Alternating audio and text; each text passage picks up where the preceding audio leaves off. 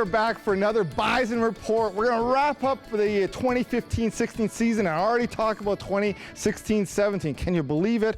But Bison Sports is done for another year. Michele Hynes, Bison women's basketball program, second year finishing up as a head coach into year 3 already now. But just talk about, you had a couple recruits you announced a little bit earlier. We can announce some recruits right now on air if you don't mind. And just talk about sort of your plans for season 3 with the Bisons at the helm of women's basketball. Yeah, we're pretty excited. We announced 2 recruits earlier in the month, I guess, and one's Lana Mackett from Miles Mac.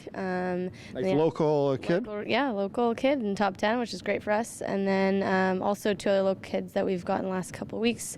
Keziah Brothers from Glenlawn and Brittany Parisen from Garden City. So we're pretty excited about that local content. And then we have Taylor Randall from Hamilton, Ontario. So I am excited about that. I'm excited always about that, but I'm also, because the Garden City kid, yeah. I'm a Garden City Gopher, fighting Gopher. So, you know, I'm pretty excited about that. So go Gophers and go Bisons. Also at the year-end banquet dinner, we gave an award to Randy Cassano, the Pacquiao Legacy Award winner. Just talk about sort of his contributions to Bison basketball over the years. Yeah, I mean, it started with helping Rick for about 20 years as an assistant coach with the men's team, so that was pretty exciting to acknowledge that body work. And then I was lucky enough for him to come on and help me co-coach for my first couple of years, and then he's helped me as an assistant the last 3. So it was nice for his 30-plus years of Bison sport work to be recognized, and it was kind of neat for him too, because he knew Pat, so it was special for him in that way too. It was a great time. Now, sir, you weren't at the year-end banquet, but you actually were there in video.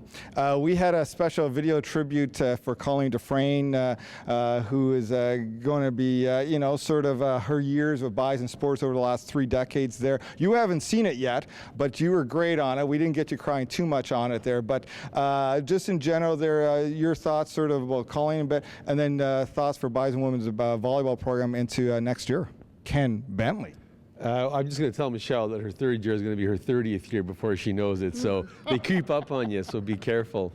Yeah, obviously for Colleen, I mean, I've spent, more than half of my life with her, seriously. It's 31 years of work together and as a colleague, and obviously with her role as the athletic director and all that she's done for this program. And done a lot of the heavy lifting and the dirty work, all that, the work that athletes don't see in terms of what's required to support the programs and give us chances to succeed. And so I wish I could have been there. Obviously, I was in Calgary with our club teams and we were competing and training, so I couldn't be there. That's kind of the one that I really wanted to be at, obviously, but I had other things to kind of be responsible for. So, yeah, I mean, I'm not ready to see her go, that's for sure, but that's just the way it goes. You were there in spirits, and that was a good thing, and Bison women's volleyball will be stronger than ever next year coming up there, as well as Bison women's basketball, and all the details, as always, on gobison.ca. Ken Bentley, Michele Hynes, I always appreciate your time, and you're listening to Bison Report on Shaw TV.